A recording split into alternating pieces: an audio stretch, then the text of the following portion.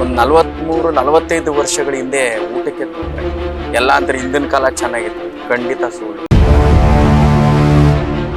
ಇಲ್ವೆಲ್ಲ ಬಟ್ಟೆನೇ ಇಲ್ಲ, ಸುತಿಪತಿ ಇಲ್ಲ, ತಾಳನೂ ಇಲ್ಲ, ಸುಮ್ಮನೆ ಮೊಬೈಲ್ ಹಿಡ್ಕೊಂಡು ಹರ್ಚ್ಕೊಂತಾನ ಒಬ್ಬ. ನಾನು ಹೋದಾಗ 13 ವರ್ಷ, ಈಗ ನನಗೆ 55 ವರ್ಷ. ನನ್ಗೆ ಯಾರು ಹೆಣ್ಣು ಕೊಡ್ತಾರೆ? ಭಿಕ್ಷಾ ಮಾಡೋನ್ಗೆ ಹೆಣ್ಣು ಕೊಡ್ತಾರ? ನನ್ನ ತಂಬರಿ ಕಲೆ ಹೊರದೇಶಕ್ಕೆ ಹೋಗಿದೆ. ಎಷ್ಟು ಬಡತನ ಅಂತಂದ್ರೆ, ನಾನು ಕಥೆ ಮಾಡೋದು ಕಲ್ತಿದ್ದೀನಿ, ಆಡಕ್ಕೆ ಹೋಗೋಕ್ಕೆ ನನಗೆ ಪಂಚೆ ಇಲ್ಲ. ಯಾವ ಜಾತಿಯವರೋ ಯಾವರ ನೀವು ಇಲ್ಲಿ ಬಂದು ಉಣ್ಬಿಟ್ಟು ಎಂಜಾಯ್ ಮಾಡ್ಬಿಟ್ಟು ಅಂತಾರೆ, ತೊಳೆಯೋರು ಯಾರು? ಎತ್ಕೋಗು. ನಮ್ಮ ಮಾತುಕತೆ ಜಾನಪದ ಗಾರುಡಿಗರ ಜೊತೆ. ಧರ್ಮ ಗುರುವೇ ಲಿಂಗಯ್ಯ ನೀವೇ ಬನ್ನಿ. ಸರ್, ನೀವು ಮೊದಲನೇದಾಗಿ ಯಾವ ವಯಸ್ಸಿನಲ್ಲಿ ಜಾನಪದ ಸಾಲುಗಳನ್ನ ಹಾಡಿದ್ರಿ? ಅದೇ ಹೇಳ್ತೀನಿ. ಈಗ ನನ್ನ ತಂದೆ ದಿವಂಗತ ಮಳವಳ್ಳಿ ಗುರುಬಸವಯ್ಯನವರು ಅಂತ ತುಂಬಾ ದೊಡ್ಡ ಕಲಾವಿದರು. ಅವರಷ್ಟು ದೊಡ್ಡ ಕಲಾವಿದರಾಗಕ್ಕೆ ಇಡೀ ನಮ್ಮ ಊರಿದೆಯಲ್ಲ ಮಳವಳ್ಳಿ, ಫುಲ್ ಕಲಾವಿದರನ್ನೇ. ಯಾವ ಕಲಾವಿದರು? ನೀಲಗಾರರು. ಒಂದು ಮನೆಯಲ್ಲಿ ಹೆಣ್ಣು ಗಂಡು ಎಲ್ಲರೂ ಕಥೆ ಮಾಡ್ತಿದ್ರು. ಎಲ್ಲರೂ ಆರಂಭ ಇತ್ತು, ಮಾಡ್ತಿರಲಿಲ್ಲ. ಕಾರ್ಯಕ್ರಮ ಮಾಡದೆ ಹೆಣ್ಣು ಗುಂಪು ಒಂದ್ ಕಡೆ, ಗಂಡು ಒಂದು ಗುಂಪು ಆಡೋದು. ಆ ಥರ ಈಗಲೂ ಇದ್ದಾರೆ. ಈಗಲೂ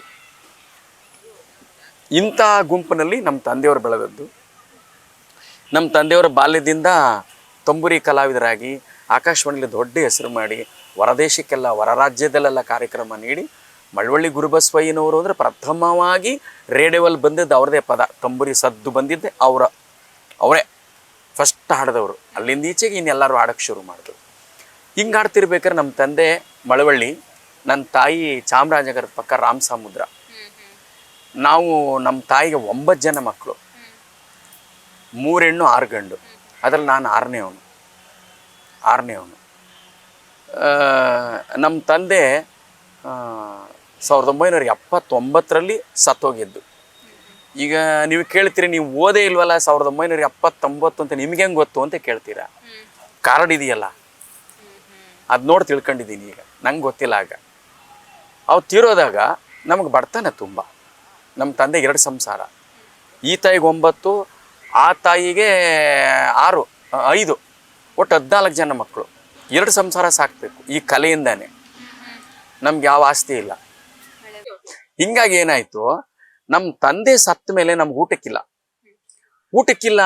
ನಮ್ಮ ಮನೇಲಿ ನಮ್ಮ ಅಣ್ಣ ಇದ್ರು. ಅವ್ರು ಏನು ಹೇಳಿದ್ರು, ಯಾರು ಕೆಲ್ಸಕ್ಕೆ ಹೋಗಿ ದುಡ್ಡು ತಂದು ಕೊಡ್ತಾರೆ ಅವ್ರಿಗೆ ಊಟ, ಇಲ್ಲಾಂದ್ರೆ ಎಲ್ಲ ಆಚೆ ಹೋಗ್ಬೇಕು. ನಮ್ಮ ತಂದೆ ಇದ್ರು ಊಟ ಕೊಡ್ತಿದ್ರು, ಇಲ್ವಲ್ಲ. ಆಮೇಲೆ ಏನಾಯ್ತು, ದೊಡ್ಡವ್ರ ಜೊತೆಲಿ ಅಂದ್ರೆ ನಮ್ಮ ಹಿರಿಯರಿದ್ರಲ್ಲ, ಅವ್ರ ಜೊತೆಲಿ ನಾನು ತೊಂಬರಿ ತಕೊಂಡು ಆಡೋಕೆ ಹೋದೆ. ನಾನು ಹೋದಾಗ 13 ವರ್ಷ, ಈಗ ನನಗೆ 55 ವರ್ಷ. ನಾನು ಸುಮಾರು 100ಕ್ಕೂ ಹೆಚ್ಚು ಕ್ಯಾಸೆಟಲ್ಲಿ ಆಡಿದ್ದೀನಿ. ಆಮೇಲೆ ಸಿದ್ದಪ್ಪಾಜಿ, ಮಡಿವಾಳ ಮಾಚಯ್ಯ, ರಾಚಪ್ಪಾಜಿ, ಮಂಟೇಸ್ವಾಮಿ, ಶರಣಶಂಕಮ್ಮ, ಮಾದೇಶ್ವರ, ಬೆಳಗಿರ್ರಂಗ, ಅಹಲ್ಯ, ಸುಮಾರು ಜನಪದದ ಬಹಳ ಒಳ್ಳೆ ಕಥೆಗಳು ಮುಂದೆ ಜನರೇಷನ್ಗೆ ಬೇಕಾಗಿರುವಂತಹದ್ದು. ಈಗ ಕೆಲವರು ಹಾಡು ಕೇಳೋ ಅಭ್ಯಾಸ, ಕತೆ ಕೇಳೋ ಅಭ್ಯಾಸ, ಕೆಲವು ಸಿನಿಮಾ ನೋಡೋ ಅಭ್ಯಾಸ. ಸಿನಿಮಾನೂ ನೋಡಿ ತಿಳ್ಕೊಬೇಕು ಅಂತೇಳಿ ದರೆಗೆ ದೊಡ್ಡವರ ಸಿನಿಮಾ, ಸಿದ್ದಪ್ಪಾಜಿ ಪವಾಡ, ರಾಚಪ್ಪಾಜಿ, ದೊಡ್ಡಮ್ಮ ತಾಯಿ ಚೆನ್ನಜಮ್ಮನ ಚರಿತ್ರೆನ ನಾನು ಸಿನಿಮಾ CD ಅದನ್ನ ಮಾಡಿಟ್ಟಿದ್ದು 4 ಗಂಟೆ ಟೈಮ್. ಇನ್ನು ಮಡಿವಾಳ ಮಾಚೆಯ ರಾವ್ ಮಡಿ ತನ್ನ ಹೆಂಡತಿ ಕತ್ತರಿಸಿ ಮಡಿ ಮಾಡಿ ಕೊಟ್ಟದ್ದು, ಮಗನ ಕತ್ತರಿಸಿ ಅಡಿಗೆ ಮಾಡಿ ಮಂಟೇಸ್ವಾಮಿಗೆ ಇಕ್ಕಿದ್ದು, ಅದು 2 ಗಂಟೆ. ಶಂಕಮ್ಮ, ಮಲೆಮಹದೇಶ್ವರ, ಅದು 3 ಗಂಟೆ ಸಿನಿಮಾಗಳು. ಅಹಲ್ಯ ಗೌತಮ್ಮ ಅದು ಒಂದು 2 ಗಂಟೆ. ಇನ್ನು ಬೆಳಗಿರಂಗ ಅದು 4 ಗಂಟೆ. ಹಿಂಗೆ ಕಬ್ಬಾಳಮ್ಮ, ಹಿಂಗೆ ಎಲ್ಲಾ ಜನಪದ ಕಥೆಗಳನ್ನ ಸಿನಿಮಾನು ಮಾಡಿ ನಾನೇ ಡೈರೆಕ್ಷನ್ ಮಾಡಿ, ನನ್ನ ಶಿಷ್ಯ ಪ್ರದೀಪ್ ಕುಮಾರ್ ಅಂತ, ಪ್ರದೀಪ್ ಕುಮಾರ್ ಅಂತ ಲೆಕ್ಚರ್, ಅವರು ನಾನು ಏನು ಹೇಳ್ತಿರೋದ್ರ ಬರೀತಾರೆ. ಅದನ್ನ ನಾನು ಬಂಡವಾಳ ಹಾಕಿ ಸಿನಿಮಾ ಮಾಡಿ ಕೊಡ್ತಾ ಇದ್ದೀನಿ. ನಾನು ತೊಂಬರಿ ಕತೆ, ಡೈಲಿ ತೊಂಬರಿ ಕತೆ ಅಂದ್ರೆ 1 ತಿಂಗಳಲ್ಲಿ 10 ರಾತ್ರಿ 15 ರಾತ್ರಿ ಆಡೇ ಆಡ್ತೀವಿ. ಇವತ್ತು 20 ರಾತ್ರಿ ಈ ಕಾರ್ತಿಕ ಸೋಮವಾರ, ಶ್ರಾವಣ ಶನಿವಾರ, ಗಣಪತಿ ಕೂರ್ಸಿದ್ರೆ ತಿಂಗಳಲ್ಲಿ 20 ರಾತ್ರಿ 30 ರಾತ್ರಿ ಆಡ್ತೀವಿ. ಆಡ್ತಾನೆ ಇರ್ತೀವಿ. ಅದರಿಂದ ನಮ್ಮ ಜೀವನ ನಡೀತಾ ಇದೆ. ನಾನು ತುಂಬಾ ಬಡತನದಿಂದ ಬಂದವನು. ಎಷ್ಟು ಬಡತನ ಅಂತ ಅಂದ್ರೆ, ನಾನು ಕತೆ ಮಾಡೋದು ಕಲ್ತಿದ್ದೀನಿ. ಹಾಡಕ್ ಹೋಗಕ್ಕೆ ನನಗೆ ಪಂಚೆ ಇಲ್ಲ, ಪ್ಯಾಂಟಿಗೆ ಹೋಗಂಗಿಲ್ಲ. ಏನ್ ಮಾಡ್ತೀರಿ, ಪಂಚೆ ಇಲ್ಲ. ಒಂದ್ಸಲ ಈ ಕಲ್ಲು ಒಡ್ರು ಅಂತಿದ್ರು ನಮ್ಮ ಮನೆ ಹತ್ರ ಜೋಪಡಿಲಿ. ಅಲ್ಲೊಬ್ಬ ತಾತಪ್ಪ ಸತ್ತೋಗಿದ್ರು. ಅವರಲ್ಲಿ ಒಂದು ಬೆಳೆದು ಒಂದು 7-8 ಮೀಟರ್ ಬಟ್ಟೆನ ಒದ್ಕೊ ಕುತ್ಕೋತಾರೆ. ಅದನ್ನ ಏನ್ ಮಾಡ್ತಾರೆ, ಕೊನೆ 4 ಗಂಟೆ ರಾತ್ರಿ ಬಿಸಾಕ್ಬಿಡ್ತಾರೆ ನೀರೊಳಗೆ. ಸರಿ, ನಾನು ಹೋಗಿದ್ನಲ್ಲ ಆಡಕ್ಕೆ, ಅವ್ರು ಯಾವಾಗ ಅದು ಬಿಸಾಕ್ಬಿಟ್ಟು ಬಂದ್ಬಿಟ್ರು, ನೋಡ್ಕೊಂಡೆ ನಾನು, ಇದು ತಕೊಂಡ್ರೆ ಬೇಕಾಗತ್ತೆ ಅಂದ್ಬಿಟ್ಟು ತಿರ್ಗಾ ಹಿಂದ್ಗುಂಟೆ ನಾ ಕತ್ಲಲ್ಲೇ ಒಂದ್ 4:15-5 ಗಂಟೆ ರಾತ್ರಿ ಹೋಗಿ ಆ ನೀರಲ್ಲಿ ಇಳಿದು ಅದು ಪಂಚೆ ಎತ್ಕೊಂಡು ನಲ್ಲಿಲಿ ಒಗೆದು ನಮ್ಮ ತಾಯಿ ಕಲ್ಲಿ ನೀಲಿ ಹಾಕ್ಸ್ಕೊಂಡು 1-2-3 ವರ್ಷ ಆ ಪಂಚೆ ಉಟ್ಕೊಂಡೆ ಜೀವನ ಮಾಡಿದ್ವಿ. ಯಾವುದನ್ನ ಆ ಹೆಣಕೋಸಿ ಬಿಸಾಕಿದ್ವಿ. ಇಂಥ ಬದುಕಲ್ಲಿ ಬದುಕ್ತವ್ರು ನಾವು. ಊಟನೇ ಇಲ್ಲ. ಯಾರ ಮನೆಯಲ್ಲಾರು ಎಲ್ಲರೂ ಮದುವೆ ಆಯ್ತಾರೆ, ಅಲ್ಲೋಗಿ ಎಷ್ಟೊತ್ತಾದ್ರೂ ಸರಿ ಕಾದ್ ನಿಂತು ಊಟ ಮಾಡ್ಕೊ ಬರ್ತಿದ್ದ. ಅವ್ರು ಕೊಡ್ತಿರ್ಲಿಲ್ಲ ಆಗ. ಇವತ್ತಾರ ನೀವ್ ಯಾರ್ ಬೇಕಾದ್ರೂ ಉಣ್ಣಿ 20-30 ತರ ಇಕ್ತಾರೆ ಎಲೆಯಲ್ಲಿ. ಆವತ್ತು ಇಷ್ಟಪ್ಪ ಅನ್ನ ಕೊಡ್ಬೇಕಾದ್ರೆ ಅನ್ನ ಸಾರನ್ನ ಕಲಸ್ಬಿಟ್ಟು ತುತ್ತು ಕೊಡ್ತಾರಲ್ಲ, ಹಂಗ್ ಕೊಡ್ತಿರು ತುತ್ತು ಎಲೆಗೆ. ಇಲ್ಲ ಕೈಲಿ ಹಾರಿಸ್ಕೋಬೇಕು, ಎಲೆಗಾರ ಹಾಕ್ಸ್ಕೋಬೇಕು, ಅಲ್ಲೇ ತಿನ್ಕೊಂಡು ಹೋಗ್ಬೇಕು. ಎಲೆ ಯಾರ ಕಡೆ ನೀನು, ಹೆಣ್ಣಿನ ಕಡೆನ ಗಂಡಿನ ಕಡೆನ, ತಳಿವ್ನ ಆಚೆಗೆ. ಹಂಗೆ ಹೆಣ್ಣಿನ ಕಡೆ ಹೆಣ್ಣಿನ ಕಡೆ ಬನ್ನಿ, ಗಂಡಿನ ಕಡೆ ಬನ್ನಿ. ಎರಡೂ ಇಲ್ವಾ? ಬಡಿತಾ ಇರೋದ ಕಡ್ಡಿಲಿ. ನಾವು ಇಲ್ಲಿ ನುಗ್ಗಿ ಅಲ್ಲಿ ಕಡಿತಿದ್ದ ಊಟಕ್ಕಾಗಿ. ಅಂತ ಕಷ್ಟ. ಅಯ್ಯೋ ಬರೀ ಬಡತನ. ಅದನ್ನ ಹೇಳಕ್ಕೆ ಆಗಲ್ಲ. ನಾನು ಅಳಲ್ಲ. ಹೇಳುವಾಗ ಯಾಕೆ ಅಳಲ್ಲ ಅಂದ್ರೆ ನಮ್ಮ ತಾಯಿ ಹೇಳಿದಾರೆ, ಗಂಡು ಮಗ ನೀನು ಅಳಬೇಡ, ಎದುರಿಸ್ಬೇಕು ನೀನು, ಹತ್ಬಿಟ್ರೆ ಹೋಯ್ತು. ಹಂಗೆ ಅಷ್ಟೊಂದು ಕಷ್ಟ. ಯಾರ ಮನೆಲ್ಲಾರು ಊಟ ಕೊಟ್ರೆ ಅಯ್ಯೋ ಪಾಪ ಅಂತ ನಾನು ನೋಡಿ ನಾನು ಎಲೆ ಇಸ್ಕೊಂಡು ಎಲ್ಲ ಕಟ್ಕೊಂಡು ಉಣ್ತಿರ್ನಿಲ್ಲ, ಮನೆಗೆ ತಕ ಬರ್ತಿದ್ದೆ. ಯಾಕಂದ್ರೆ ನನ್ನ ತಮ್ಮ ಕುಂಟ ಒಬ್ಬ, ನನ್ನ ತಂಗಿ ಇದ್ದಾಳೆ, ನನ್ನ ತಾಯಿ ಇದ್ದಾರೆ, ಇನ್ನೆಲ್ಲರೂ ದೊಡ್ಡವ್ರು ಮದುವೆ ಆಗಿ ಹೋಗಿದ್ದಾರೆ.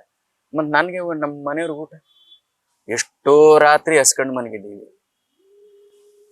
ದೇವ್ರ ಸಾಲುಗಳನ್ನ ಹಾಡಿ ಇಷ್ಟೆಲ್ಲ ಕಷ್ಟಪಟ್ಟಿದ್ಕೆ ಇವತ್ತು ಹೊಟ್ಟೆ ಎಷ್ಟೋ ರಾತ್ರಿ ಹಸ್ಕೊಂಡ್ ಮನಗಿದ್ದೀವಿ. ಎಷ್ಟೋ ದಿನ ಊಟಕ್ಕಿಲ್ದೆ ಇದು ಎಂತದ್ದು ರಾಗಿ ಅಂಬಲಿ, ಅಷ್ಟು ಅಂಬಲಿ ಕಾಯಿಸ್ಬಿಟ್ಟು ನನ್ನ ತಟ್ಟೆ, ನುಗ್ಗೆ ಸೊಪ್ಪು. ಹುಷಾರಿಲ್ಲ ಅಂತಾರೆ ಆಸ್ಪತ್ರೆಗೆ ಹೋಗ್ಬೇಕು, 5 ರೂಪಾಯಿ ಕೊಡಕ್ಕೂ ನಮ್ ತಾವ್ ಕಾಸಿಲ್ಲ. ಆಗ ಇಟ್ಟು ಚುರುಕ್ ಮೆಣಸಿನ್ಕಾಯಿನ ಖಾರ ನೋಡಿದ್ರೆ, ಚುರುಕ್ ಮೆಣಸಿನ್ಕಾಯಿ ಇಷ್ಟು ದಪ್ಪ ಮೆಣಸಿನ್ಕಾಯಿಗಿಂತ ಖಾರ ಅದು. ಅದ್ರದ್ದು ಖಾರ ಒಂದೊಂದ್ ಮುದ್ದೆ ಇಟ್ಟು ಉಂಡಾದ್ರೆ ಜ್ವರನೇ ಹೊಂಟೋಯ್ತು ಮನೆಯವ್ರಿಗೆಲ್ಲ. ಮನೆಯವ್ರಿಗೆ ಎಲ್ರಿಗೂ ಬಂದಿತ್ತು ಜ್ವರ. ಅಂತಂತ ಬಡತನದಲ್ಲೆಲ್ಲ ಬದುಕೊಂಡಿದೀವಿ ನಾವು. ಇವತ್ತು ಅಂದ್ರೆ ಇದು ಮೊಬೈಲ್ ಬುಕ್ ಮಾಡ್ತಾರೆ ಆಸ್ಪತ್ರೆಗೆ, ಇಷ್ಟು ಗಂಟೆಗೆ ಅಪಾಯಿಂಟ್ಮೆಂಟ್, ಅದು ಏನದ ಹಂಗೆ ಇಷ್ಟು ಗಂಟೆಗೆ ಬರ್ತೀವಿ, ಇಷ್ಟು ರೂಪಾಯಿ ಅಂತ. ಏನು ನಾವು ಬದುಕೊಂಡ್ವಲ್ಲ. ನೀವ್ ಅನ್ಕೊಂಡ್ರೆ ನಿಮ್ಗೆ ಅನುಕೂಲ ಇದೆ, ಎಲ್ಲಾ ತರ ಬೇಕು. ನಿಮ್ಗೆ ಅನುಕೂಲ ಇಲ್ಲ ಅಂದಾಗ ಎಲ್ಲದಕ್ಕೂ ಹೊಂದ್ಕೊಂಡಿದ್ದೋ ನಾವು. ಮಳೆ, ಗಾಳಿ, ಬಿಸಿಲು. ಆಡುವಾಗ ಆಮ್ಸಂಖ್ಯೆ ಖಾರ ತಿಂದ್ಬಿಟ್ಟು ಅಂದ್ರೆ ಆಮ್ಸಂಖ್ಯೆ ಬಟ್ಟೆ ಎಲ್ಲ ಗಲೀಜಾಗುತ್ತೆ. ಏನ್ ಮಾಡೋದು? ಗಣಪತಿ ಕೂರ್ಸಿದ್ದಾರೆ, ಅಲ್ಲಿ ಆಡ್ಬೇಕು. ಗಣಪತಿ ಮುಂದೆ ಆಡ್ತಾ ಇದ್ದೀನಿ. ಯಾವ ಕತೆ? ಮೈದಾಳರಾಮನ್ ಕತೆ. ಅದು ಹೈ ಪಿಚ್ಗೆ ಹೋಗ್ಬೇಕು, ಅಕ್ಕ ಅಂತ ಕೂಗ್ಬೇಕು. ಅವ್ನ್ ಬೆಟ್ಟದ ಮೇಲೆ ಕೂಗ್ತಾನ ಅವನು, ಅಷ್ಟ್ ಕೂಗ್ಬೇಕು. ಕೂಗಿದ್ರೆ ಎಲ್ಲ ಹಂಗೆ ಆಗುತ್ತೆ. ಇನ್ನೇನು ವಿಧಿ ಇಲ್ಲ, ಆಯ್ತು ಹಂಗೇನೆ. ಸರಿ, ಆಡ್ತಾ ಇದ್ದೀನಿ ಎದ್ದೇಳ್ಬೇಕು. ಬೆಳಗ್ಗೆ ಎದ್ದೇಳ್ಬೇಕು. ಎದಳು ಅಂತವ್ರೆ. ನಾನ್ ಚಿಕ್ಕಪ್ಪನಿಗೆ ಹೇಳ್ತಾ ಇದ್ದೀನಿ, ಇಲ್ಲ ಚಿಕ್ಕಪ್ಪ ಆಗಲ್ಲ. ಯಾಕೆ? ಎದಳು ಹಿಂಗೆಲ್ಲ ಆಗ್ಬಿಟ್ಟಿದೆ. ಓಹೋ, ಮತ್ ಏನೋ ಮಾಡ್ತೀಯ, ಕೊಡ್ಲಿ ತೊಂಬರಿ ಕೊಡೋದು ಎಲ್ಲ ಇಸ್ಕೊಂಡ್ರು. ಪಂಚೆನ ಹಂಗೆ ಕಟ್ಕೊಂಡದನೆ ಎದ್ದು ಹೋಗಿದಾನೆ, ಹೊಂಟೋದೆ ಆ ಕಡೆಗೆ. ಇಂಥ ಕಷ್ಟದಲ್ಲೆಲ್ಲ ಹಾಡಿ ಜೀವನ ಸಾಗಿಸಿದ್ವಿ. ಸುಮ್ಮನೆ ಇಲ್ಲ. ಅಲ್ಲೆಲ್ಲೋ 2 ಪದ ಕಲ್ತ್ಕೊಂಡು ಇವತ್ತು ಕ್ಯಾಸೆಟ್ ಎಲ್ಲ ಹಾಡುಗಳು ಕಲ್ತ್ಕೊತಾರಲ್ಲ, ಹಂಗೆಲ್ಲ ಇಲ್ಲ. ಇವಾಗ ನಾನು ಕೂತ್ಕೊಂಡ್ರೆ ಒಂದ್ 20-30 ರಾತ್ರಿ ನಾನೇನ್ ಪುಸ್ತಕ ನೋಡ್ಕೊಳಲ್ಲ, ಆಡ್ತಾನೆ ಇರ್ತೀವಿ. ಸಿದ್ದಪ್ಪಾಜಿ ಕತೆ, ದರ್ಗಿ ದೊಡ್ಡವ್ರ ಕತೆ, ಶಂಕಮ್ಮನ್ ಕತೆ, ಮೈದಾಳರಾಮನ್ ಕತೆ, ಬೆಳಗರಂಗನ್ ಕತೆ, ಮೇಲ್ಕೋಟೆ ಚೆಲುವನಾರಾಯಣ ಕತೆ, ಚುಂಚನಗಿರಿ ಬೈರೇಶ್ವರನ್ ಕತೆ, ಚಾಮುಂಡೇಶ್ವರಿ ಕತೆ, ಸತ್ಯಶೀಲವತಿ ಕತೆ, ನೀಲವೇಣಿ ಕತೆ, ದೊಡ್ಡ ಬಸವಣ್ಣನ ಕತೆ, ಸಾರಂಗದಾರನ ಕತೆ, ಗಣಪತರಾಜನ್ ಕತೆ, ಚೆನ್ನಿಗ್ರಾಮನ್ ಕತೆ, ಬಂಜೆವನ್ನಮ್ಮನ್ ಕತೆ, ಲವಕುಸರನ್ ಕತೆ, ಮೈದಾಳರಾಮನ್ ಕತೆ, ಚಾಮುಂಡೇಶ್ವರಿ. ಚಾಮುಂಡೇಶ್ವರಿ ಅಂದ್ಬಿಟ್ಟು ಹೀಗೆ ಎಲ್ಲ ಕಥೆಗಳು ನಮಗೆ ಸ್ವಲ್ಪ ಕಿಣಕ್ಬೇಕಷ್ಟೇ. ಆ ಸ್ವಾಮಿ ಇಂಥದ್ದು ಆಡಿ ಅಂದಾಗ ನನ್ನ ಜೊತೆಗವ್ರು ಕೂತ್ಕೊಂಡು ನಿಮ್ಗೆ ಹೇಳಿದ್ನಲ್ಲ, ನನ್ನ ಜೊತೆಲಿ ತಾಳ ಡಕ್ಕಿ ತೊಂಬುರಿ ಆ ನಾದ ಬೀಳ್ತೋ ಗಜಮುಖನೇ ಹೇಳಿ ಶುರು ಆಯ್ತು ಎಲ್ಲ ಇಂಥ ಕಥೆ ಹೇಳಿದ್ರೆ ಮುಗಿತು, ಆ ಕತೆ ಶುರು ಆಗ್ಬಿಡ್ತದೆ. ಹೀಗೆ ಬಾಲ್ಯದಿಂದ ಬಹಳ ಕಷ್ಟಪಟ್ಟು ಇಟ್ಟಿಗಾಗಿ ಊರು ಕೇರಿ ಎನ್ನಿಲ್ಲ ಕಂತೆ ಭಿಕ್ಷಾ ಅಂತ ಮಾಡ್ತೀವಿ ನಮ್ಮಲ್ಲಿ. ಬೆಳಿಗ್ಗೆ ಹೊತ್ತು ಭಿಕ್ಷಾ ಮಾಡೋದು ಅಕ್ಕಿ ರಾಗಿಗೆ, ಕಂತೆ ಭಿಕ್ಷಾ ಮಾಡೋದು ರಾತ್ರಿ ಹೊತ್ತು ಊಟಕ್ಕೆ. ಯಾರ ಮನೆಗೆ ಹೋಯ್ತು ಅವ್ರು ಏನ್ ಸಾರು ಮಾಡಿರ್ತಾರೆ ಅದ್ ಕೊಡ್ತಾರೆ, ಅದನ್ನೆಲ್ಲ ತಕೊಂಡು ಉಣ್ಣೋದು. ಒಂದ್ಸಲ ಮಳೆ ಹುಯ್ತಾ ಇದೆ, ಯಾರ್ದೋ ಮನೆ ಜಗಲಿ ಮೇಲೆ ನಾನು ನಮ್ಮ ಗುರುಗಳು ಕೂತ್ಕೊಂಡು ಊಟ ಮಾಡಕ್ಕೆ ಸುಮಾರು ಎಷ್ಟು 8:30 9 ಗಂಟೆ. ಇನ್ನೇನ್ ಕೈ ತೊಳ್ಕೊಂಡು ಉಣ್ಬೇಕು, ನಾಯಿಗಳೆಲ್ಲ ನಿಂತಿದ್ದೋ ಜಗಲಿ ಮೇಲೆ ಕೂತಿದ್ದೆ. ಆ ನಾಯಿಗಳ ಗಲಾಟೆ ಮಾಡಿಕೊಳ್ಳೆ ಓನರ್ ಬಂದ್ಬಿಟ್ರು, ಮನೆ ಯಜಮಾನ. ಅರ್ಧ ಉಣ್ತಾ ಇದ್ದೀವಿ, ಹೇಳ್ರಿ ಮೇಲೆ ಯಾವ ಜಾತಿಯವರು ಯಾವ್ರ ನೀವು, ಇಲ್ಲಿ ಬಂದು ಉಂಡ್ಬಿಟ್ಟು ಎಂಜಲ್ ಮಾಡ್ಬಿಟ್ಟು ಹೋಯ್ತಾರೆ, ತೊಳೆಯವ್ರ ಯಾರ ಎತ್ಕೋ ಹೋಗು ಅಂತ. ಇಲ್ಲ ಬುದ್ಧಿ ಎತ್ತೀವಿ, ಎತ್ತು ಅಂತ. ಆ ಉಣ್ತಾರನ್ನ ಎತ್ಕೊಂಡು ಕೆಳಗ್ ಕೆಳದು ಎದುರುಗಡೆ ಒಂದು ಗಾಡಿ ನಿಂತಿತ್ತು, ಎತ್ತಿನ ಗಾಡಿ. ಅದ್ರ ಮೂಕಿ ಹಿಂಗಿರ್ತದೆ ಹಿಂಗೆ, ಅದ್ರ ಕೆಳಗೋಗಿ ಕೂತ್ಕೊಂಡು ಊಟ ಮಾಡೋದು. ಊಟ ಮಾಡಿದ್ ಬೇರೆ ದಿನ ಇಲ್ಲ, ಇಂತಿಂತ ಘಟನೆಗಳೆಲ್ಲ ನಡೆದಿದೆ. ಕಪಾಲ್ ಕೊಡಿಸ್ಕೊಂಡಿದೀವಿ ನಾವು. ಕಾರಣ ಆಡ್ತಾ ಇದ್ದೆ, ಅದು ಯಾವ್ದು ಹಾಡು ಅಂತಂದ್ರೆ ಅರ್ಜುನ್ ಜೋಗಿ ಹಾಡು. ನಮ್ ಗುರುಗಳು ಹೇಳ್ತಾರೆ, ಅನ್ನವನ್ನು ನೀಡು ತಾಯಿ ನಿನ ಮಕ್ಕಳಿಗೆ ಪುಣ್ಯದ ಫಲಗಳುಂಟು, ಕೊಂತವ ಪುಣ್ಯದ ಫಲಗಳುಂಟು. ಅನ್ನವನ್ನು ನೀಡಿದರೆ ನಿನ್ನ ಮಕ್ಕಳ ಇವರು ತ್ರಿಪಟ್ಟನಾಳಲವ್ವ ಅಂದ್ರು. ಹಂಗನ್ನೋ ಸಮಯಕ್ಕೆ ನಾನು ನಿಮ್ಮೇಲೆ ಹೇಳ್ಬೇಕಲ್ಲ, ಈ ಕಡೆ ಗಮನ. ಅಲ್ಲಿ ಊಟ ತಂದು ನನ್ಗೆ ಗೊತ್ತಾಗ್ಲಿಲ್ಲ, ಇಟ್ಕೊ ಬಂದಿದ್ದೆ. ಗಂಗಾಧರ ಲಿಂಗ ಜಯಿತೋ ಮಾದೇವ ಗೌರಿ ವರಸುತನೆ ಜಯಿತೋ ಅಂತ ಹೇಳ್ತಾ ಹೇಳ್ತಾ ಹಿಂಗ್ ಒಡ್ಡದೆ ಜೋಳಿಗೆನ ಸರಿಗೆ ಅದು ಒಡ್ಲಿಲ್ಲ ನಾನು. ಅನ್ನೋದು ಇಂಟೆ ಕೆಳಗ್ ಬಿದ್ದೋಗ್ಬಿಡ್ತು. ಅವಾಗ ಎಷ್ಟ್ ಅಹಂಕಾರ ನೋಡು ನಿಮ್ಗೆ, ಹೋಯ್ತಲ್ಲ ಇಷ್ಟ ಅನ್ನದ ಇದು ನೆಟ್ಟಗ್ ಕಣ್ಬಿಟ್ಕೊಂಡು ಇಸ್ಕೊಳಕ್ ಹಾಕಿಲ್ವಾ ಅಂತ ಅಂದಾಗ ನಮ್ಮ ಚಿಕ್ಕಪ್ಪ ಇದ್ರು ಗುರುಗಳು, ಕಪಾಲ್ ಕೊಡಿದ್ರು, ನೋಡ್ಕೊಂಡು ಇಸ್ಕೊಳಕ್ಕಿಲ್ವಾ ಅಂತ. ಇಂಥ ದಿನಗಳು ತುಂಬಾ ದಿನಗಳು ನಾವು ಅನುಭವಿಸಿದ್ದೀವಿ. ಇದ್ರ ಜೊತೆಗೆ ನಾನು ಬರೀ ಇದನ್ನೇ ನಂಬ್ಕೊಂಡಿರ್ಲಿಲ್ಲ. ಚಿಕ್ಕುಡಿನಲ್ಲಿ ನಮ್ಮ ತಂದೆ ಜನಪದ ಬೇಡ ಅಂದ್ರು. ನಾನು ಕಷ್ಟಪಟ್ಟು ಏನು ಸಿಕ್ಕಿಲ್ಲ ಜೀವನದಲ್ಲಿ, ಗೌರವ ಇಲ್ಲ ಇದಕ್ಕೆ. ಇನ್ನೊಬ್ರ ಮನೆ ಬಾಗ್ಲಲ್ಲಿ ಹೋಗಿ ಆಡ್ಬೇಕು, ಭಿಕ್ಷೆ ಬಿಡ್ಬೇಕು. ನಮ್ಮನ್ನ ಏನಂತ ಕರೀತಾರೆ, ಭಿಕ್ಷಕ್ ಹೋಯ್ತಾರಲ್ಲ ಅವರು ಅಂತ. ನೆಂಟ್ರಷ್ಟೇ ಸೇರ್ಸಲ್ಲ ನಮ್ಮನ್ನ, ನೆಂಟ್ರಷ್ಟೇ ಸೇರ್ಸಲ್ಲ. ಅವಕ್ಕೇನ್ ಕೆಲ್ಸ ಇಲ್ಲ, ಓದಿಲ್ಲ, ಇನ್ನೊಬ್ರ ಮನೆ ಬಾಗ್ಲಲ್ಲಿ ಭಿಕ್ಷಕ್ ಹೋಯ್ತದೆ. ಇನ್ನೊಂದ್ಸತಿ ನಾನು ಇಷ್ಟೊಂದು ಕತೆ ಕಲ್ತಿದ್ದೀನಿ, ನಾನು ಡೈರೆಕ್ಷನ್ ಮಾಡ್ತೀನಿ, ನಾನು ರಾಗ ಸಂಯೋಜನೆ ಮಾಡಿ ಇಷ್ಟೊಂದು ಕ್ಯಾಸೆಟ್ ಎಲ್ಲ ಆಡಾಡಿದ್ದೀನಿ. ನಾನು ಓದಿಲ್ಲ, ಸ್ಕೂಲ್ ಮೆಟ್ಲೆ ಹತ್ತಿಲ್ಲ. ಇದು ಜನಪದ ನನಗೆ ಕಲ್ಸಿರೋದು ಇಷ್ಟೆಲ್ಲ. ಭಿಕ್ಷೆ ಬೇಡೋದು ಅಂದ್ರೆ ಅವಮಾನ ಅಲ್ಲ, ನನ್ನತ್ವಾನ ಬಿಟ್ಟು ನಾನು ಅನ್ನೋದು ತಾಳ್ಮೆನ ತಗೊಂಡು ಎಲ್ಲವನ್ನು ಮೆಟ್ಟು ನಿಲ್ತೀನಿ ಅಂತ ಹೋಗಿ ಒಬ್ರು ಮುಂದೆ ತಲೆ ತಗ್ಸಿ ನಿಲ್ಲೋದಿದೆಯಲ್ಲ, ಅದು ಎಲ್ಲರಿಗೂ ಬರಲ್ಲ. ಆಮೇಲೆ ಇನ್ನೊಂದು ನನಗೆ ಇತ್ತೀಚೆಗೆ ಗೊತ್ತಾಗಿದ್ದು, ಅದು ಭಿಕ್ಷಾ ಅಲ್ಲ, ಅದು ಏನು ಇಲ್ಲದೆ ದೇಹಿ ಅಂತ ಹೋಗಂತ ಅದಲ್ಲ ಅದು. ಬಟ್ ಅವಾಗ ಹೋಗಿರ್ಬೋದು ಅಂತ ಇಟ್ಕೊಳ್ಳಿ, ಇವಾಗ ಹೋಗ್ಬೇಕಾದಿಲ್ಲ, ಆದ್ರೂ ಹೋಯ್ತೀವಿ. ಕಾರಣ ಏನಂದ್ರೆ ಅದೊಂದು ದೊಡ್ಡ ಕೆಲಸ ಅದು ಅಂತ. ತಂಬೂರು ಹಿಡ್ಕೊಂಡು ಇನ್ನೊಬ್ರ ಮನೆ ಬಾಗಿಲಲ್ಲಿ ಆಡುವಾಗ ಏನಾಗುತ್ತೆ ಗೊತ್ತೇ, ನಮ್ಮಲ್ಲಿ ಕೆಟ್ಟ ಭಾವನೆ ಓಡಲ್ಲ, ಕೆಟ್ಟ ಮನಸ್ಸು ಓಡಲ್ಲ. ಈಗ ನೀವೇ ಸುಂದರವಾಗಿರೋ ಹೆಣ್ಮಗಳು ಬಂದಿದ್ದೀರಿ, ನೀವು ಭಿಕ್ಷಾ ತಕ್ಕ ಬಂದಾಗ ಈ ತೊಂಬರಿ ಹಿಡ್ಕೊಂಡು ಬಂದಿರತ್ತಾರಲ್ಲ, ಅಲ್ಲಿ ಕೆಟ್ಟ ಭಾವನೆ ಬರಲ್ಲ. ಯಾಕೆ ಬರಲ್ಲ ಗೊತ್ತೇ, ಅಲ್ಲಿ ಒಳ್ಳೇದಾಗ್ಲಿ ಬವಾ ಬಾತಾಯಿ ಬಾತಾಯಿ ಬವಾ. ನೀವೇನ್ ಮಾಡ್ತೀರಿ, ಭಿಕ್ಷಾ ಕೊಟ್ಬಿಟ್ಟು ಟಕ್ ಅಂತ ಕಾಲಿಗೆ ಬಿದ್ದಾಗ ಏನ್ ಹೇಳ್ಬೇಕು ಈಗ ನಾನು, ಒಳ್ಳೇದಾಗ್ಲಿ ಇದೇಳವ, ಮದ್ವೆ ಆಗಿದ್ರೆ ಮಕ್ಕಳೆಲ್ಲ ಚೆನ್ನಾಗಿದ್ದಾವೇನವ, ಒಳ್ಳೇದಾಗ್ಲಿ, ಆ ಮಾದೇಶ್ವರ ಒಳ್ಳೇದ್ ಮಾಡ್ಲಿದ್ದಾಳವ, ಆ ಮಂಟಿಲಿಂಗಯ್ಯ ಒಳ್ಳೇದ್ ಮಾಡ್ತಾನೆ ಇದ್ದಾಳವ, ಬೆಳಗಿರಂಗಪ್ಪ ಒಳ್ಳೇದ್ ಮಾಡ್ತಾನೆ, ಮನೇಲೆಲ್ಲ ಮಕ್ಳು ಚೆನ್ನಾಗಿದ್ದಾವೇನವ, ಒಳ್ಳೇದಾಗ್ಲಿ. ಹಿಂಗನ್ನುವಾಗ ಕೆಟ್ಟ ಭಾವನೆ ಬರಲ್ಲ. ನಿಮ್ಮನೆ ಆಯ್ತು, ಅಲ್ಲೆಲ್ಲೋ ಇನ್ನೊಬ್ರ ಮನೆಗೆ ಹೋಯ್ತು, ಶತ್ರು ಅವನು ಮಸೀತನ ಕತ್ತಿ ತಕೊಂಡು ಹೊಡೆಯಕ್ಕೆ, ಅವನ ಮನೆಗೆ ಹೋಗ್ಲೇಬೇಕು. ಅವನಿಗೂ ನನಗೆ ಜಗಳ ಆಗಿದೆ ಅಂತ ಹೋಗದೆ ಇರಂಗಿಲ್ಲ. ಅದು ಹೋದ್ರೆ ತಪ್ಪು, ಹೋಗದೆ ಇದ್ರೆ ತಪ್ಪು, ಹೋಗ್ಲೇಬೇಕು. ಇವಂದ್ರೆ ನಿನ್ನೆಲ್ಲ ದ್ವೇಷ ಇದೆ ಅಂತ ಅರ್ಥ, ನಾಚಿಕೆ ಇದೆ ಅಂತ ಅರ್ಥ. ನಾಚಿಕೆ, ದ್ವೇಷ, ಇವೆಲ್ಲ ಆಸೆ, ಇದೆಲ್ಲ ಬಿಡ್ಬೇಕು. ನನ್ನ ಶತ್ರು ಮನೆ ಬಾಗ್ಲನು ಧರ್ಮಗುರು ಮಂಟೇಲಿಂಗಯ್ಯ ಒಳ್ಳೇದ್ ಮಾಡ್ಲಿ ಬುದ್ಧೇ ಅನ್ಬೇಕು.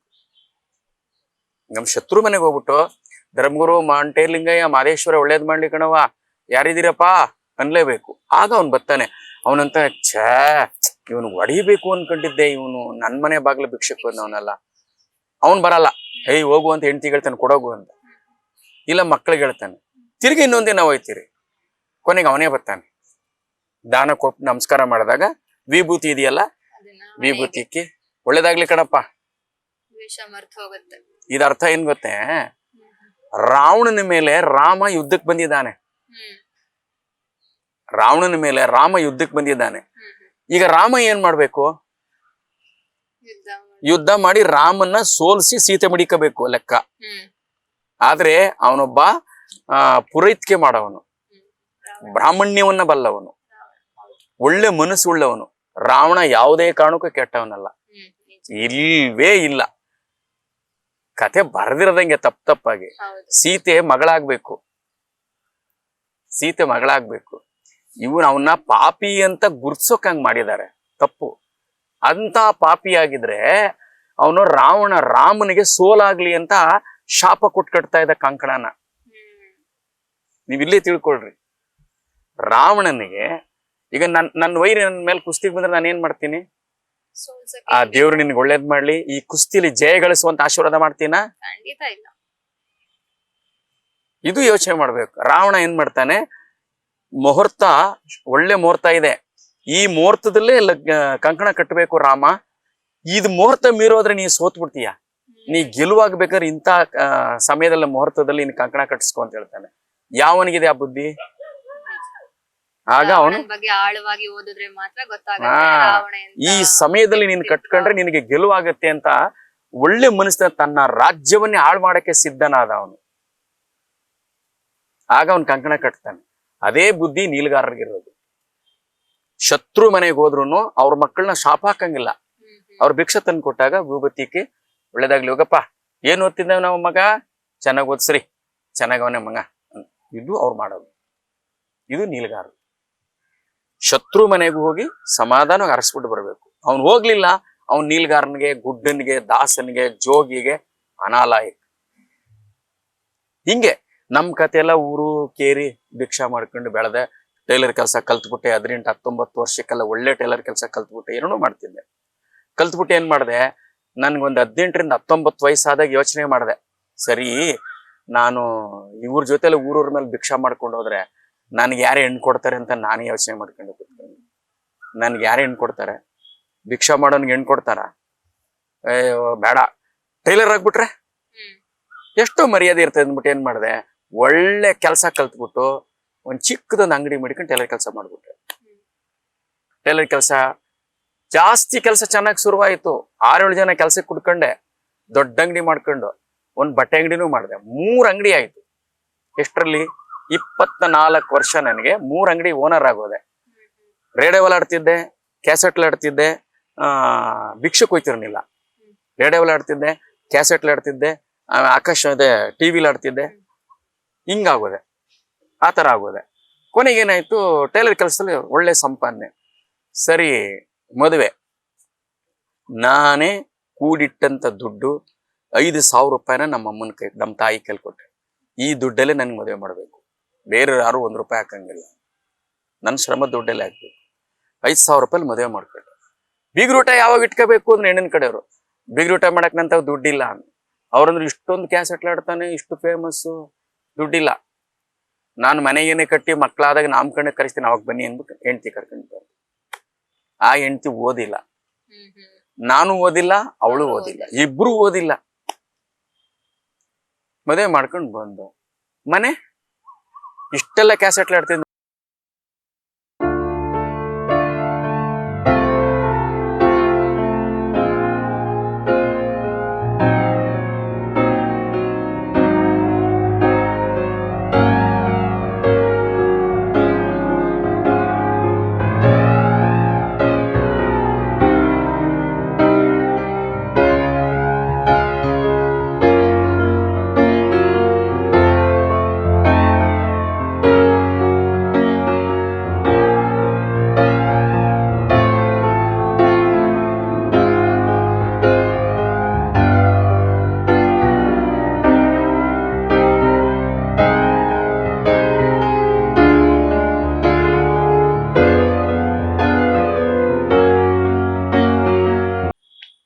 ಕ್ಯಾಸೆಟ್ಟು ಅಲ್ಲಿ ಇಲ್ಲಿ ಮಾಡಕ್ಕೆ ಹಿಂಗೆ ಇದೇ ರಂಗದಲ್ಲಿ ಮಾಡ್ಕೊಂಡು ಈ ಎಂಥ ಹೆಂಡತಿ ಸಿಕ್ಬಿಟ್ಲು ಅಂತ ಅಂದ್ರೆ,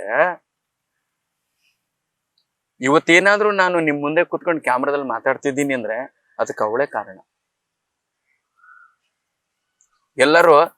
ಎಲ್ಲರ ಗಂಡಿನ ಶ್ರೇಯಸ್ಸಿನ ಹಿಂದೆ ಹೆಣ್ಣಿದಾಳೆ ಅಂದ್ರೆ ನಾನು ಹಿಂದೆ ಅನ್ನಲ್ಲ, ಮುಂದೆ ನನ್ನ ಪಕ್ಕ ಅಂತೀನಿ. ಯಾಕೆಂದ್ರೆ ಹಿಂದೆ ಯಾಕೆ ಮಾಡ್ತೀರಿ? ಅವಳನ್ನ ಅಷ್ಟು ಸಪೋರ್ಟ್ ಮಾಡ್ರಿ, ಅವಳ ಪಕ್ಕನೇ ಅವಳು ನನ್ನ ಪಕ್ಕ ಜೊತೆಲಿ ನಿಂತ್ಕೊಂಡು ಸಂಗಾತಿಯಾಗಿ ಕೆಲಸ ಮಾಡಿದಾಳೆ. ಇಷ್ಟೊಂದು ಶೂಟಿಂಗ್ ಮಾಡುವಾಗ, ಇಷ್ಟೊಂದು ರೆಕಾರ್ಡಿಂಗ್ ಮಾಡುವಾಗ ಬೆಳಗಾನ ಅಡಿಗೆ ಮಾಡಿಕ್ಕಿದ್ದಾಳೆ, ಎಲ್ರ ಬಟ್ಟೆನೂ ಒಗ್ದಿದ್ದಾಳೆ. ಜೋಪಡಿಲಿ ಮನೆ ನಮ್ದು. ಅದ್ರಲ್ಲಿ ನನ್ನ ತಂಗಿ ಮಗನ ಬೇರೆ ಕರ್ಕೊಂಡ್ ಸಾಕ್ತಿದ್ದೆ ನಾನು. ಚಿಕ್ಕ ಮಗು, 1 ವರ್ಷದ ಮಗು, ಅವನು ಓದಿಸ್ಬೇಕು ಜೊತೆಲಿ. ಇವ್ರೆಲ್ರಿಗೂ ಸೇವೆ ಮಾಡ್ಕೊಂಡು ಇಷ್ಟೆಲ್ಲ ಸೇವೆ ಮಾಡಿ ಇಷ್ಟೊಂದು ಕ್ಯಾಸೆಟ್ ನಾನು ಆಡೋದಕ್ಕೆ ಸಪೋರ್ಟ್ ಮಾಡಿದ್ದಾಳೆ. ನಾನು ಇದೇ ರಂಗದಲ್ಲಿ ಸಾಗಿ ಬಂದಿದ್ದೀನಿ. ಆಕಾಶವಾಣಿಲಿ ಟಾಪ್ ಗ್ರೇಡ್ ಕಲಾವಿದನಾಗಿದ್ದೀನಿ. ಜೊತೆಗೆ ನಾನು ಅಲ್ಲಿ ತೀರ್ಪುಗಾರನಾಗಿ ಕೆಲಸ ಮಾಡ್ತೀನಿ. ನನ್ನಂಗೆ ಆಡಕ್ ಬರೋರಿಗೆ ಪಾಸು ಫೇಲ್ ಹೇಳೋದು, ಅದನ್ನ ನನ್ನನ್ನ ನೇಮಕ ಮಾಡ್ಕೊಂಡಿದ್ದಾರೆ. ಅಲ್ಲಿ ಎಲ್ಲಿ ಆಕಾಶವಾಣಿಯಲ್ಲಿ, ಮೈಸೂರು ಆಕಾಶವಾಣಿಯಲ್ಲಿ, ದೂರದರ್ಶನದಲ್ಲಿ ಆಡ್ತೀನಿ. ಇಷ್ಟೊಂದು ಕ್ಯಾಸೆಟ್ ಮಾಡಿದ್ದೀನಿ. ಆಮೇಲೆ ನಾನು ಹೊರದೇಶಕ್ಕೆ ಹೋಗಿದ್ದೀನಿ ಆಡಕ್ಕೆ. ನನ್ನ ತಂಬುರಿ ಕಲೆ ಹೊರದೇಶಕ್ಕೆ ಹೋಗಿದೆ. ಹೊರದೇಶಕ್ಕೆ ಏರೋಪ್ಲೇನ್ ಮೇಲೆ, ಬಸ್ಸಲ್ಲಿ ತಿರ್ಗಾಡ್ತಿದ್ದೋ, ಆಟೋದಲ್ಲಿ ತಿರ್ಗಾಡ್ತಿದ್ದೋ, ಈ ಊರಿಂದ ಆ ಊರಿಗೆ ಏರೋಪ್ಲೇನ್ ಮೇಲೆ ನನ್ನ ತಂಬುರಿ ಹಿಡ್ಕೊಂಡೋಗಿ ಹೊರಗಡೆ ದೇಶದಲ್ಲಿ ಆಡ್ಬಿಟ್ಟು ಬಂದಿದ್ದೀನಿ. ಹೊರಗಡೆ ರಾಜ್ಯಗಳಲ್ಲೆಲ್ಲ ಆಡಿದ್ದೀನಿ. ಇನ್ನು ಗೊತ್ತಲ್ಲ, ಇಲ್ಲಿ ಹಬ್ಬ ಹರಿದಿನಗಳು, ಜಾತ್ರೆಗಳಲ್ಲಿ ಇಡೀ ರಾತ್ರಿ ಆಡೋದೆ ಇವತ್ತಿಗೂ ನಮ್ ಕೆಲಸ. ತಂಬುರಿ ನುಡಿಸ್ಕೊಂಡು ನನ್ನ ಜೀವನ ಇವತ್ತಿಗೂ ನಡೀತಾ ಇದೆ. ಕಲಾವಿದನಾಗೇನೆ ನನ್ನ ಹೊಟ್ಟೆಪಾಡು ನಡೀತಾ ಇದೆ. ನನ್ನ ಕಲೆ ನೋಡಿ, ನಾನು ಏನು ನಿರ್ದೇಶನ ಮಾಡಿದ್ದೀನಲ್ಲ ಸಿನಿಮಾಗಳು, ಅದನ್ನ ನೋಡಿ, ನನ್ನ ಆಕ್ಟಿಂಗ್ ನೋಡಿ, ಆಕ್ಟಿಂಗ್ ಮತ್ತು ನಿರ್ದೇಶನ ಮತ್ತೆ ಬಂಡವಾಳ, ನಾನೇನು ಸಂಪಾದನೆ ಮಾಡಿದ್ದೀನೋ, ನಾನು ಮನೆ ಮಾಡ್ಕೊಳ್ಳಿಲ್ಲ, ವಾಚು ಉಂಗ್ರ ಇಲ್ಲ, ಚೈನ್ ಇಲ್ಲ, ಕಾರ್ ಇಲ್ಲ ನನ್ನ ಹತ್ರ. ಈಗಲೂ ಬಾಡಿಗೆ ಕಾರೇ, ಅಲ್ಲಿಗೆ ಹಾಕಿದ್ದೀನಿ. ಬಟ್ ಗೌರವ ಸಿಗ್ತಾ ಇದೆಯಲ್ಲ. ನೀವು ದೊಡ್ಡ ಮನೆ ಕಟ್ಕೊಂಡು ಕೂತ್ಕೊಬಿಟ್ರೆ ನಿಮ್ಮನ್ನ ಯಾರು ನಮಸ್ಕಾರ ಮಾಡಿದವರು? ಯಾರು ಬರಲ್ಲ, ಕಳ್ಳರು ಬರ್ತಾರಷ್ಟೇ. ನಮ್ಮನ್ನ ನೋಡ್ರೆ ಕಳ್ಳನು ನಮಸ್ಕಾರ ಮಾಡ್ಬಿಟ್ಟು ಕಾಸು ಕೊಟ್ಬಿಟ್ಟು ಹೋಗ್ತಾನೆ. ಕಳ್ಳನು ನಮಸ್ಕಾರ ಮಾಡ್ಬೋದೇ, ಸಿದ್ದಪ್ಪಾಜಿ ಅವ್ರೆ, ಮಾದೇಶ್ವರ ಅನ್ಬಿಟ್ಟು ನಮ್ಗೆ ಕಾಸು ಕೊಟ್ಬಿಟ್ಟು ಹೋಗ್ತಾರೆ. ಮನೆ ಇಲ್ಲ. ಇವತ್ತಿಗೂ ಒಂದು ಮನೆ ಕಟ್ಕೊಂಡಿದ್ದೀನಿ. ಯಾಕೆಂದ್ರೆ ನನ್ನ ಮಕ್ಕಳೆಲ್ಲ ಚೆನ್ನಾಗಿ ಓದಿದ್ರು, ಸಂಪಾದನೆ ಮಾಡಿದ್ರು, ಒಂದು ಮನೆ ಕಟ್ಕೊಂಡಿದ್ದೀನಿ.